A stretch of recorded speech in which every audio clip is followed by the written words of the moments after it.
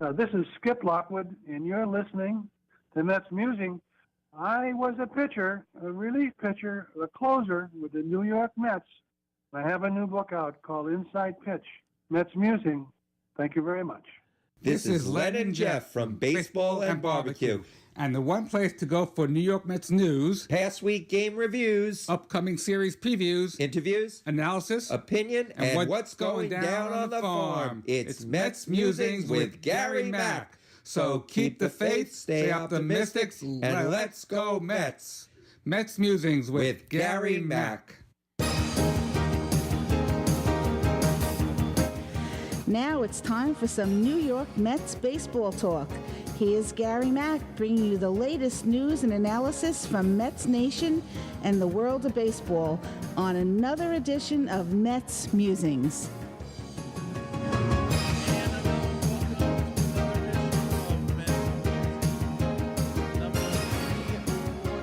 Everybody had a great week out there. Well, things are progressing nicely, slowly. Whatever. We have just completed the winter meetings. Not a heck of a lot of stuff went down. Very strange. Everybody thought this was going to be a very active, a very happening winter meetings, all kinds of stuff going down. There were plenty of rumors. Mets were involved in everything, but nothing came to fruition as of yet.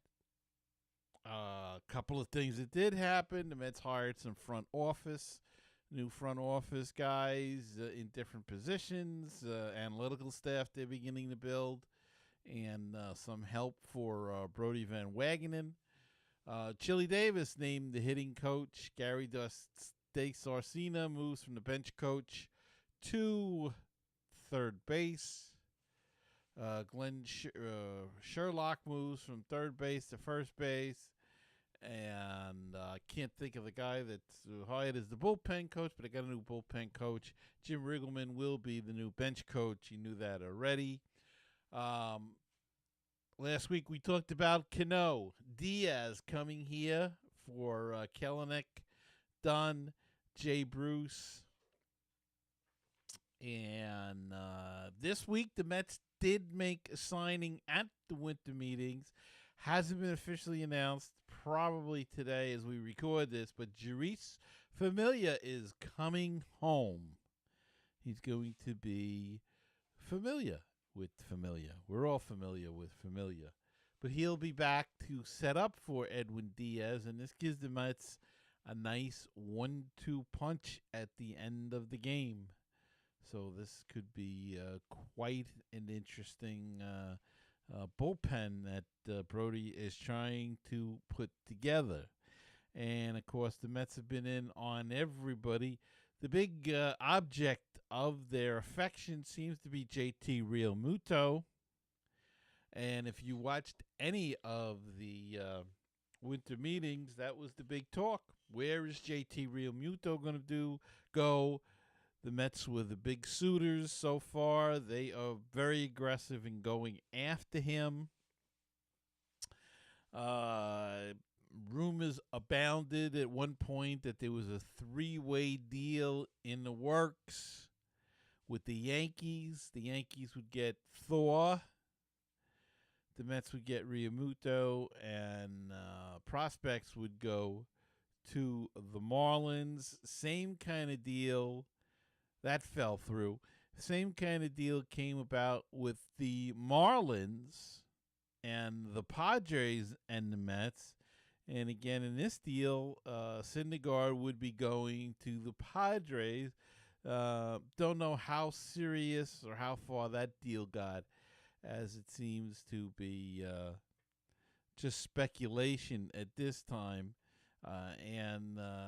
As we speak, other teams are getting involved in the Realmuto sweepstakes. Are they really involved? Are the Marlins letting this leak so they can drive up the price? I don't know, but the Mets have to draw a line in the sand somewhere and try to come up with a solution. Either sign one of the free agent catchers or keep pursuing Real Muto. And if the Marlins insist on a heavy price, you may have to look another way. You may just have to look at one of the free agents. All right, let's take a break and we'll come back and discuss more about this in just a minute. But first, these messages. Looking for great Cardinals talk? Then check out Conversations with C70. My name's Daniel Shofdahl, and I talk with some of the great bloggers on the internet today about their teams, but it always goes back to the Cardinals.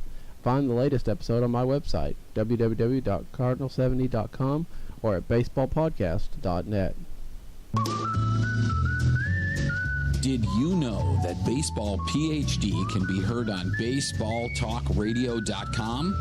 Our shows rotate with other top baseball podcasts. Now don't forget, that's baseballtalkradio.com. With us, we'll help you get a PhD in life through baseball. With baseballtalkradio.com, you'll hear the rest of the excellent universe of baseball podcasts.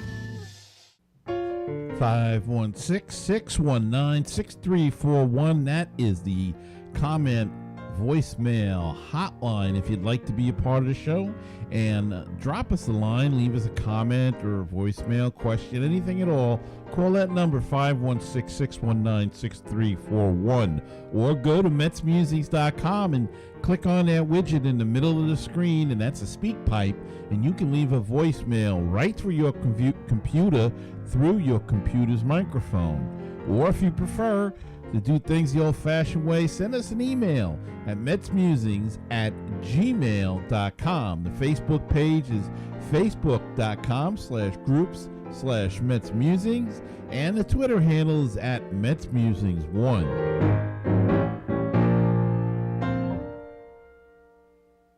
With all the Mets news, it is the news from around the world and around the corner. Here's Gary Mack. Well, thank you. And, one of the things from the winter meetings that really shook out everything is the bullpen market. And, with Familia getting signed and Joe Kelly getting a hefty contract from the Los Angeles Dodgers, it's going to mean that these other guys could get a nice contract as well. They could be used, Familia's contract could be used as a starting point for a lot of these guys. And, to catch it too, Real Muto, it's a hot commodity now, a catcher. So not only is he going to be pricey, but now the free agents could turn around and get pricey as well. The teams that are looking, all looking for trying to get Real Muto loose, but it's going to cost. I mean, look at the names that they were throwing around with the Mets. Syndergaard, Conforto. Please don't trade Conforto. Nimmo, Rosario. I wouldn't want to trade any of those guys, but you have to trade something to get something. I would move a Rosario, and I think I said this last week, in a package with a Nimmo and maybe another minor league pitcher or two, or minor league prospect. If they want one of the shortstops, maybe you package one of them. Package one of the younger guys, Mark Viento. There's another shortstop whose name escapes me right now, but maybe that's what you have to package to get Real Muto. And if you don't, I mean, you've got to put some pressure on Miami. They've got to make a decision here. They can't keep drawing this out until they get what they think is the best deal. You have to make a line in the sand, as I said.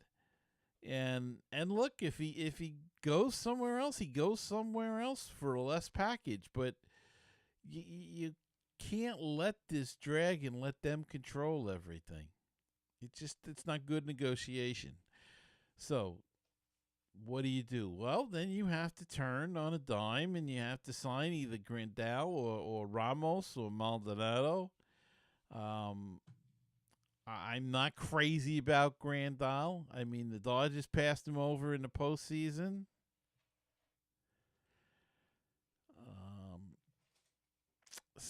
And you're going to lose a draft pick. I don't think they care about that.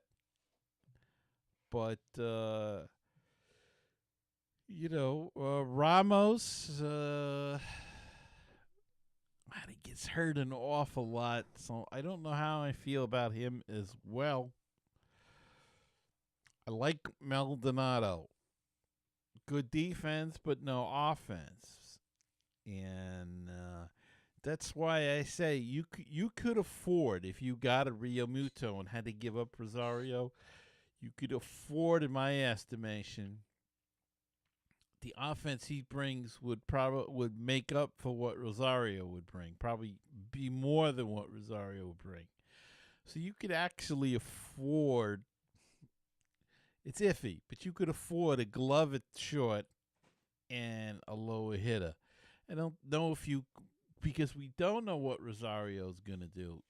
You can't afford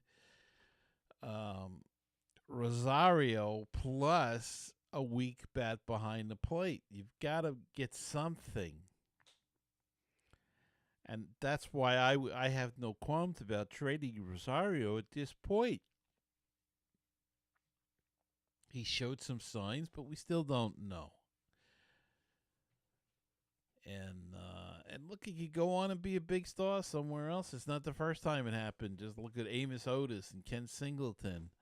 And, there's probably more on the list you can add. But you know what? Sometimes you just got to pull the trigger on the deal and hope it works out. And in the outfield, I mean, if you trade Nimmo or Conforto, that's, you got to go out and sign somebody. They're talking to A.J. Pollock. They're talking to Adam Jones. I don't know if Adam Jones can still play center field. He may, at this age, be a right fielder. And then we're still in the position that we're in now. A.J. Pollock's a center fielder, but he gets hurt a lot. So how much different from Lagares is he going to be?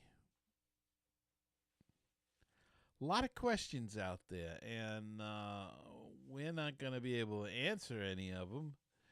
But it's fun to speculate and see what is going on. So,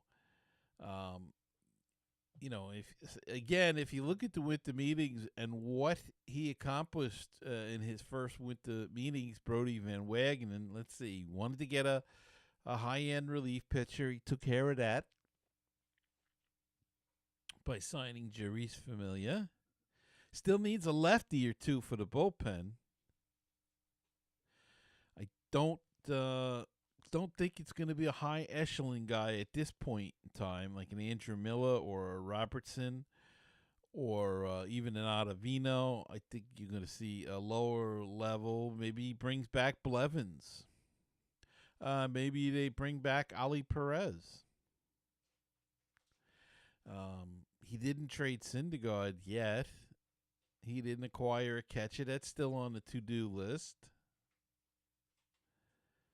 He talked to people about getting a center fielder, so he's laying the groundwork there. So all in all, he did a pretty good job at what he wanted to get done.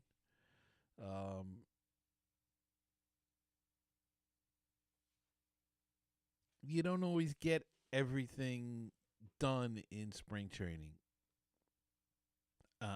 In the winter meetings. Sometimes you just lay the groundwork for deals there. And you hope that they come to fruition. You hope you can make a deal, but it doesn't work all the time. But, boy, really a shocking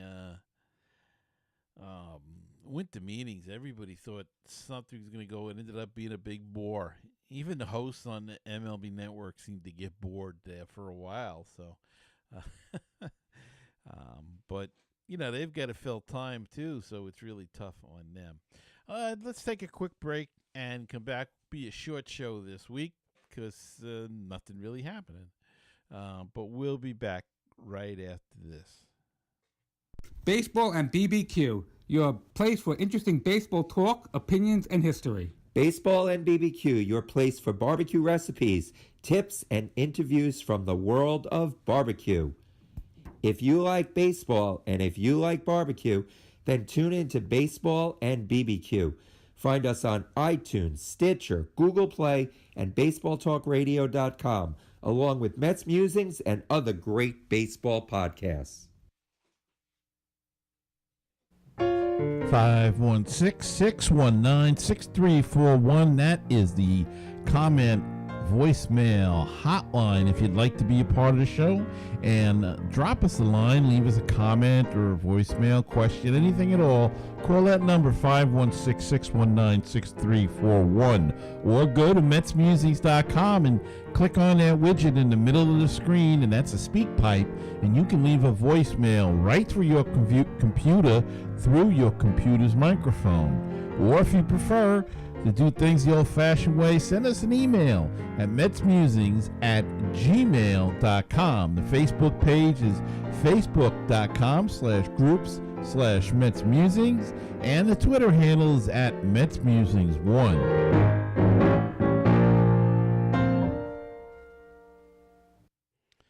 All right, and let's wrap it up pretty much by saying we are going to watch the happenings of what goes on. This will probably be the last show of 2018. I'm going to take a couple of weeks off unless there's some breaking news that comes down. This will be it for the year. We're going to wrap it up. So everybody have a happy holidays. Have a wonderful holiday season. Please be careful and don't drink and drive and all of that fun stuff. Have a good time. I hope you get everything you want under your Christmas tree. And we will keep an eye on things. And that's why I'd like to thank you all for a great year this year. And I hope if you haven't done so already, please subscribe to the podcast. That way you won't miss an episode. You'll know if anything goes on. And if we break anything here on the show, you'll be the first to know. So please subscribe. It helps us out immensely. And you can do that on YouTube too, because we do a video version of the podcast. So please check that out. Have a happy new year, happy holidays. And remember, until we meet again in January, to keep the faith, stay optimistic. Let's go.